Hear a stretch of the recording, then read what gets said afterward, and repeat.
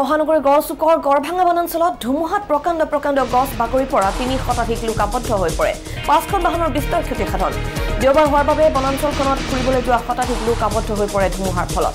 নিশা NDRF আৰু SDRFৰ তৎপৰতাত উদ্ধাৰ কৰা হয় আবদ্ধ লোকসকলক। আৰু আমি দৃশ্য আপোনালোকক দেখুৱাইছোঁ কেইখনমান আমি আলোকচিত্ৰ আপোনালোকক দেখুৱাইছোঁ। এয়া কিদৰে বিস্তৰ ক্ষতিসাধন হৈছে বাহনৰ গছ বাগৰি পৰাৰ ফলত এই দৃশ্য দেখিবলৈ পাইছে।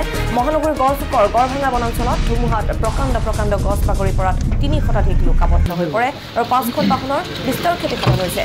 আৰু দেওবাৰ হোৱাৰ বাবে বনাঞ্চলখনত ফুৰিবলৈ যোৱা শতাধিক লোক আবদ্ধ হৈ পৰে ধুমুহাৰ ফলত। নিশা NDRF আৰু SDRFৰ তৎপৰতাত উদ্ধাৰ কৰা হয় আবদ্ধ লোকসকলক।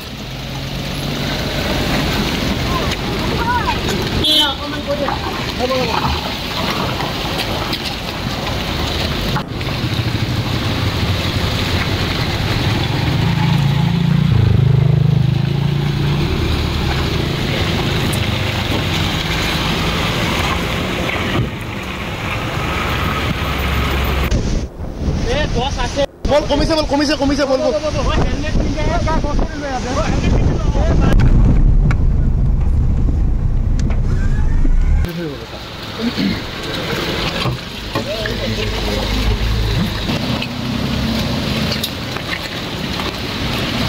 আৰু আমি নিশাৰ ভাগৰ দৃশ্য আপোনালোকক দেখুৱাইছোঁ।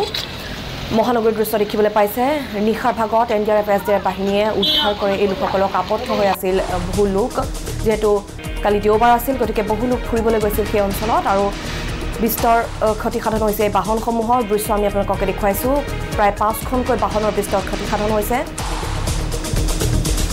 প্ৰকাণ্ড গছ বাগৰি পৰা ৩০ শতাধিক লোক আবদ্ধ হৈ পৰে। গড়চুকৰ গড়ভাঙাত এই পৰিস্থিতিৰ উদ্ভৱ হয়। দৃশ্য আমি দেখুৱাইছোঁ আৰু পৰৱৰ্তী সময়ত NDRF আৰু SDRF বাহিনীয়ে এই লোকসকলক উদ্ধাৰ কৰে। একচুৱেলি কি আমি ইউটিউব চাই কিনে আহিছিলোঁ যে জাগাটো প্লেচটো অলপ ধুনীয়া আছে, নেচাৰেল ভিউ আছে আৰু কোনো গম পোৱা নাছিলোঁ যে এনেকুৱা হ'ব। জাষ্ট মানে অলপ টাইমৰ কাৰণে ধুমুহা বতাহ এটা আহিছে, ধুমুহা বতাহ আহি কিনে গছ ভাঙি গাৰ ওপৰত পৰি আছে। ইয়াৰ এতিয়া আপোনাক ইনজাৰ্ডটো দেখাই আছোঁ। বহুত ডাঙৰ এটা গছ পৰিছে, খালি মানুহ মৰা নাই আৰু গছ পৰিছে, খালি ইনজাৰ্ড হৈছে, মানুহ মৰা নাই। গাড়ী চলোৱা নাছিলো যেতিয়া আমি আছিলো, মানে আমি গাড়ী জাষ্ট ৱাটাৰফলত তলত আছিলো আৰু মানে যেতিয়া ধুমুহাখন আহি গ'লে ৱাটাৰফলৰ পৰা যেনেকুৱা মানে বচাই কিনে ওলাইছো আৰু প্ৰাণ বচাই কিনে যেনেকুৱা পাৰে সেনেকুৱা ওলাই আৰু বহুত মানে যেতিয়া দেখা পাইছো না এনেকুৱা লাগিছে আজি খতম। মানুহ কিমান আছিলে টোটেল 150-200 আছিলে চাগে। গাড়ী কিমানখন দেখিছে?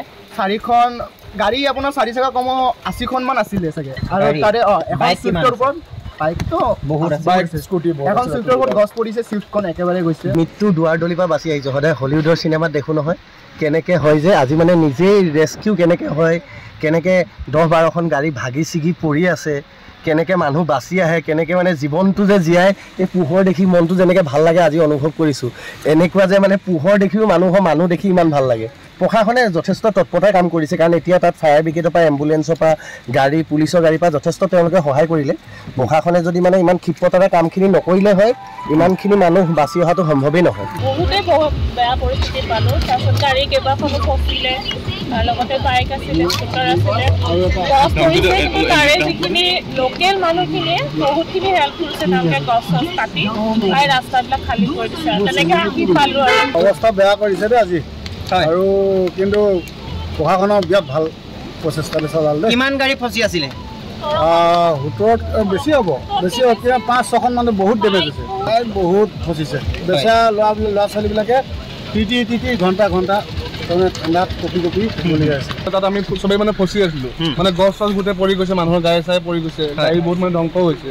তাতে কিমান মানুহ আছিলে? মানুহ মানে বহুত হৈছে, মানুহ কমচে কম 200জন মানুহ ওপৰত আছিলে।